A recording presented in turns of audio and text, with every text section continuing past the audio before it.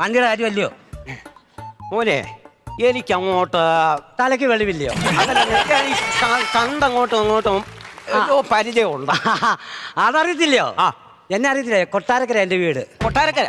പിന്നെ ഞാൻ പത്തനാപുരം ഒക്കെ എനിക്കറിയാവുന്നതല്ലയോ? ആണോ? പന്തളത്ത് എവിടാ? ഞാൻ കണ്ണൂരല്ലായിരുന്നു 8 വർഷം. അപ്പൊ കാസർഗോഡ് നല്ല പരിചയമായിരിക്കും. കാസർഗോഡും എനിക്ക് പിന്നെ നെയ്യാറ്റിൻകരയൊക്കെ നല്ല പരിചയമില്ലയോ? അപ്പൊ ഡൽഹിയിലാരാ?